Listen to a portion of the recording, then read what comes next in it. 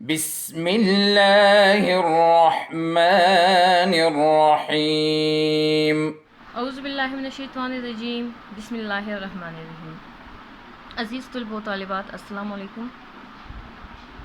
جیسے کہ آپ سب جانتے ہیں، کل ہم نے علامہ اقبال کی لکھی ہوئی نظم ایک آرزو کے پہلے 7 اشعار پڑھے تھے، ان کی تشریح کی تھی۔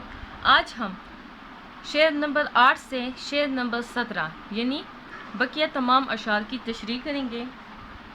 آپ لوگ اپنی کتاب کا صفحہ نمبر 15 نکالیں۔ جی بالکل یہی صفحہ ہے۔ شعر نمبر 8 ہے: ہو دل فریب ایسا کوہسار کا نظارہ، ہو دل فریب ایسا کوہسار کا نظارہ، پانی بھی موج بن کر اٹھ اٹھ کے دیکھتا ہو دل فریب ایسا کوہسار کا نظارہ، پانی بھی موج بن کر اٹھ اٹھ کے دیکھتا ہو۔ شاعر چاہتا ہے کہ کچھ ایسا نظارہ ہو، اس قدر دل فریب ہو کہ وہاں پہ شاعر کو سکون مل جائے۔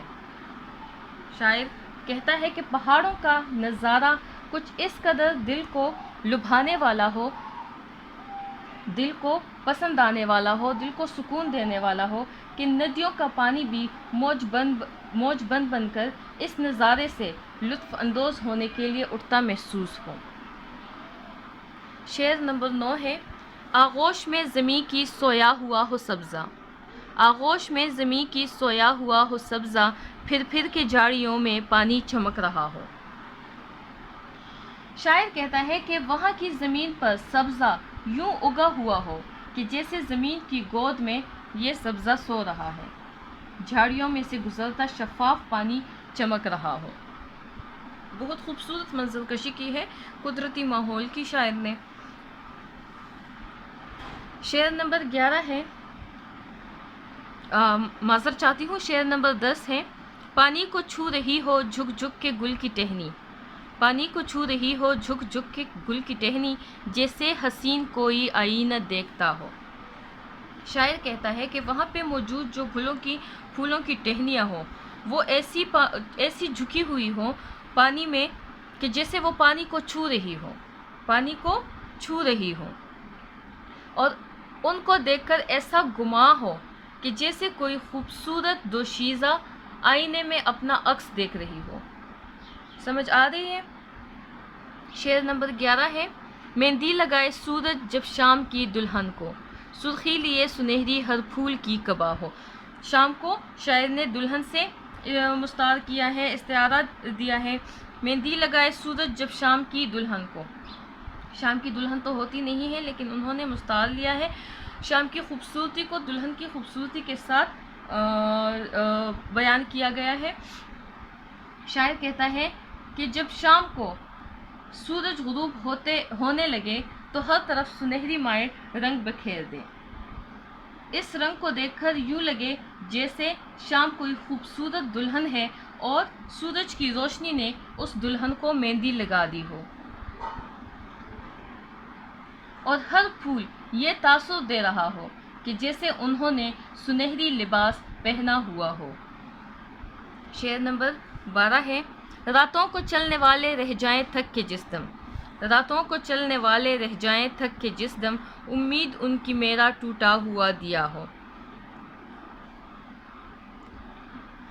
شاعر کہتا ہے کہ وہ لوگ جو رات کو سفر کرتے ہیں، یعنی رات کو سفر کرنے والے مسافر جب اس راستے سے گزرنے لگے اور وہ تھک جائیں، چلتے چلتے جب وہ تھک جائیں، اگر وہ تھک گئے ہوں تو میرے ٹوٹے دیے کی روشنی ان میں امید پیدا کر سکے، یہاں پہ موجود میرے ٹوٹے دیے کی روشنی دیکھ کر ان کے دل میں ایک امید جاگ سکے، ان کو احساس ہو سکے کہ اس بیاباں میں، اس جنگل میں، اس ویرانے میں کوئی آباد ہے، اور اس روشنی، اس دیے کی روشنی ان میں امید پیدا کر سکے آگے بڑھنے کے لیے، وہ اپنا سفر جاری رکھ سکے، ان کو حوصلہ ملے۔ شعر نمبر 13 ہے: بجلی چمک کے ان کو کٹیا میری دکھا دے، جب آسماں پہ ہر سو بادل گرا ہوا ہو۔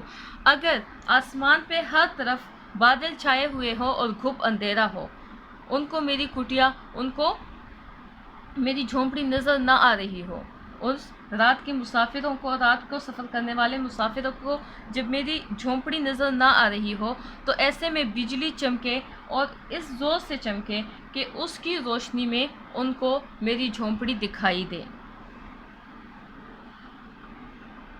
شعر نمبر 14 ہے، پچھلے پہر کی کوئل وہ صبح کی مؤذن، میں اس کا ہم نوا ہوں وہ میری ہم نوا ہو۔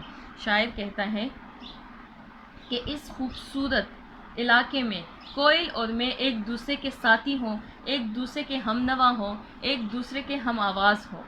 وہ کوئل جو صبح سویرے اٹھتی ہے اور اللہ تعالیٰ کی حمد و ثنا بیان کرنے لگتی ہے، وہ بھی صبح سویرے اٹھ کر اللہ تعالیٰ کی حمد و ثنا بیان کرے اور میں بھی صبح سویرے اٹھ کر اللہ تعالیٰ کی حمد و ثنا بیان کروں۔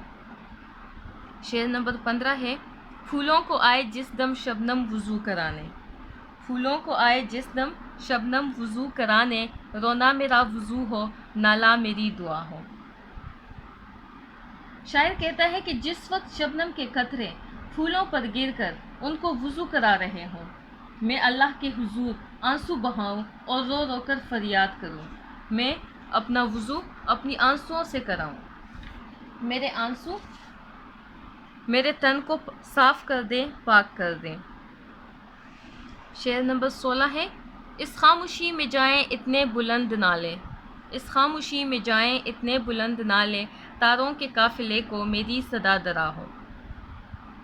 شاعر کہتا ہے کہ اس خاموشی میں میرے رونے کی آواز اتنی بلند ہو، میری فریاد کرنے کی آواز اتنی بلند ہو کہ ستاروں کے قافلے کے لیے وہ آگے بڑھنے، منزل تک پہنچنے کی گھنٹی ثابت ہو۔ شاعر کہتا ہے کہ میں بہت زیادہ روؤں، اللہ سے فریاد کروں اور میری فریاد کو ستاروں کے قافلے جو ہے وہ آگے پہنچائیں۔ ہر درد مند دل کو رونا میرا رلا دے، ہر درد مند دل کو رونا میرا رلا دے، بے ہوش جو پڑے ہیں شاید انہیں جگا دے۔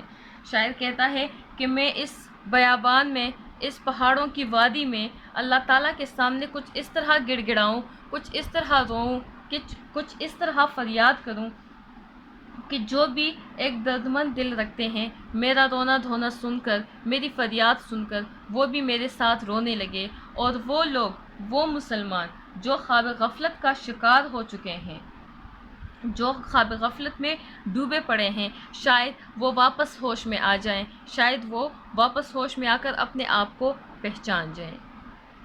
یہ تھی علامہ محمد اقبال کی نظم۔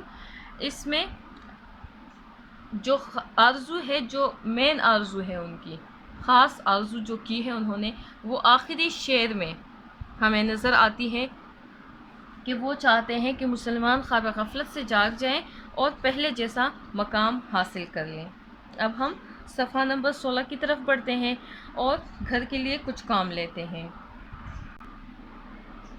کل ہم نے علامہ محمد اقبال کا تعارف پڑھا تھا، ساتھ میں ہم نے ان کا تعارف جو ہے نیٹ کاپیوں میں بھی لکھا تھا، ذخیرہ الفاظ بھی ہم نے کاپیوں میں لکھے تھے، اور تشریح میں شعر نمبر 1، دنیا کی محفلوں سے اکتا گیا ہوں یارب کیا لطف انجمن کا جب دل ہی بجھ گیا ہو، یہ شعر ہم نے لکھا تھا کاپیوں میں۔